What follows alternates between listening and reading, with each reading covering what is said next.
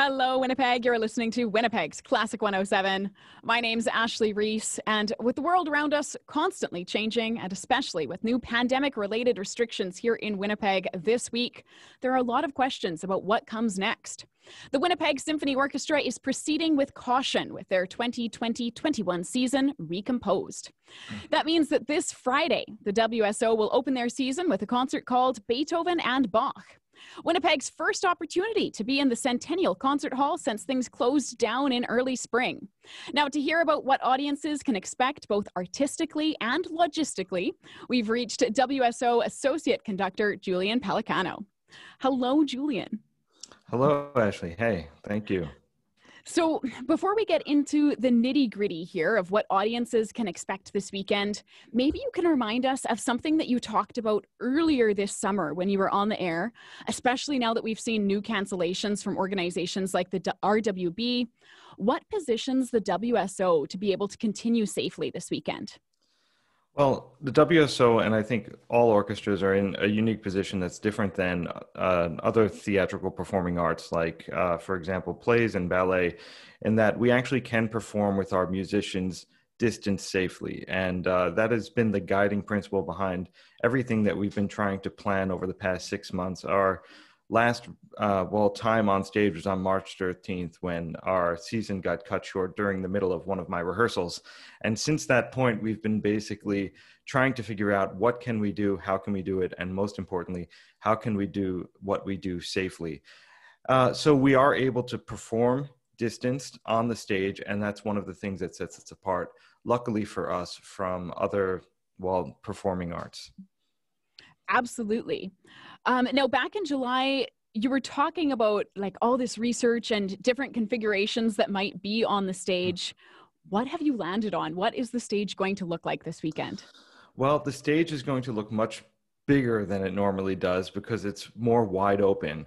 All of our string players are distanced at 2 meters, and our wind and brass players are distanced at 3 meters. And also, in addition to that, the winds and the brass have plexiglass shields that are either in front of them or around them in certain cases with certain instruments, where the research shows that airflow happens in a certain way. So we've tried to combat and minimize airflow on the stage by using these plastic shields. And so it's just going to look different. And our musicians, all professional musicians are not only very resilient, but also, very intuitive and have great, musical intuition and skills. And so using their ears, being able to adjust to this new situation, obviously will take some time. And that's what we're doing this week in rehearsals, of course. Absolutely. And so in the rehearsals, I know just a lot of people who aren't used to projecting, speaking with masks has been a bit of an adjustment. Listening with the plexiglass, has that been an adjustment for the musicians? Well, a little bit, of course, depending on where you are on our stage. But, we have a policy where, we're following all of the guidelines from the province and also those that have been in place from the concert hall regarding masks. Everybody is required to wear a mask coming into the concert hall and up until the point where you actually get to your chair. Once you're in your chair and you're safely distanced, the mask can be removed. It does not have to. It's up to the individual, of course. And, there are times, myself in rehearsal, I have a microphone. So in order to address the orchestra. So during rehearsal, I pick up a microphone. Normally I would sort of speak loudly, and I've developed a sort of loud conductor's voice. But in this case, I want to speak as quietly as possible. In fact, I don't want a lot of air to escape my mouth, so I use a microphone to address the orchestra. It's all these little details, these little things that we have never had to think about before, but that make a big difference in making the situation safe for our musicians and for everybody involved, the backstage crew as well. This sounds very, very well thought out. I'm extremely impressed. So I am confident that the orchestra is going to be safe. I know that the Centennial Concert Hall has put in a lot of safety measures for the audience as well. Can you speak to those a little bit? Sure. I have to say, from a musician side of things, I'm extremely proud of our staff and everybody at the concert hall as well, and at the WSO staff, the amount of work they've put in the past 6 months, just trying to decipher what's possible and how to do things safely. And in all honesty, there are so many protocols and procedures in place that I'm not sure that it could be safer. I mean, it's really quite extraordinary. I mean, patrons getting their tickets will see that there's an entry time and there's a specific door that they have to come into. I mean, the whole point is that the concert hall is being entered in zones, almost like an airplane. But what we don't want is the public gathered outside of the concert hall. So people to arrive at the time that's printed on their ticket, to come in through the specified door, and it's sort of a one-way, just like a supermarket. It's one way. You come into the concert hall one way and you exit the other way. So we should not cross. People should not cross coming in and out of their seats. There's no intermission. So it's people sit at their seats. Masks are required. You're distanced, far distanced. I mean, our concert hall is 2,300 seats, and we're allowing 420 people into the hall, which is far less than 30% capacity, which I think is the guideline. But people are very far distanced. They will have masks on. They should not cross each other's paths. If everything goes smoothly, there's hand sanitizer on hand. Staff is there to make sure that people know exactly where they're going and what to do. And of course, it was a difficult decision for us this week. We were trying to decide, should we do this concert or not? And ultimately, we decided that theaters are open. We've put a lot in place to make this as safe as possible. And at a certain point, we have to get back to what we do if we can, if it's possible.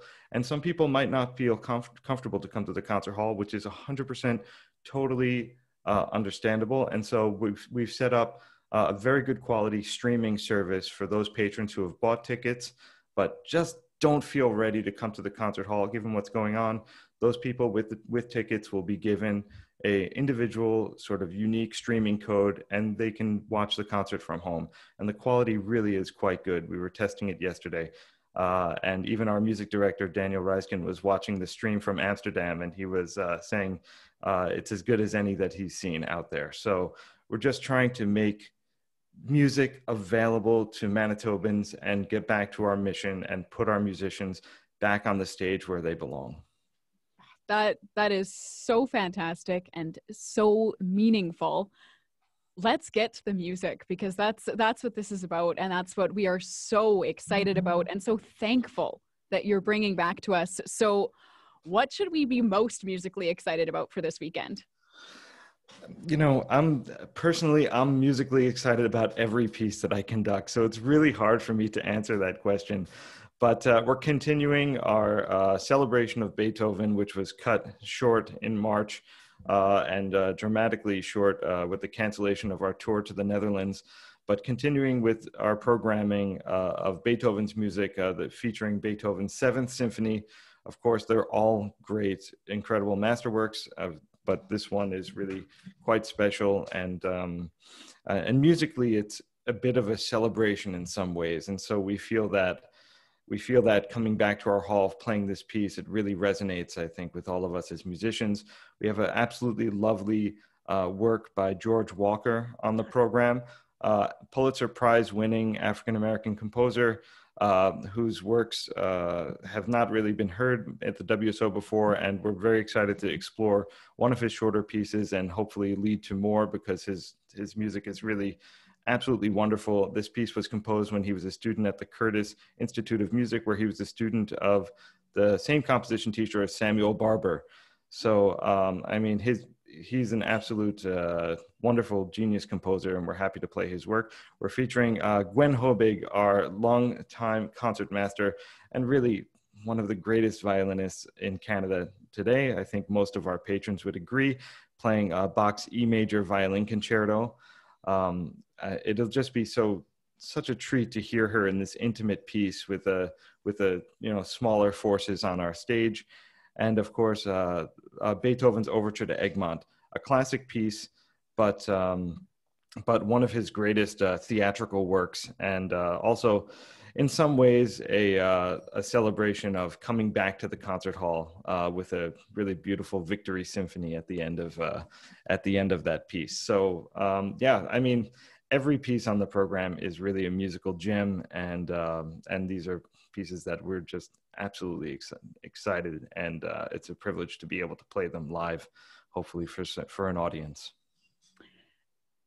Thank you so much. This sounds honestly just so exciting. I know that audiences in Winnipeg are really needing music right now, and it's just really heartening to hear that the WSO is going to be able to bring us music safely. So thank you so much also for taking the time to chat with me today, Julian. We're excited to see the WSO back on stage. We're excited to see you conduct. And there's still a limited number of tickets available for the concerts this weekend, right? So we've got a link. Yeah, we've got a link to more information at classic107.com. So listeners can check that out there. Thank you so much.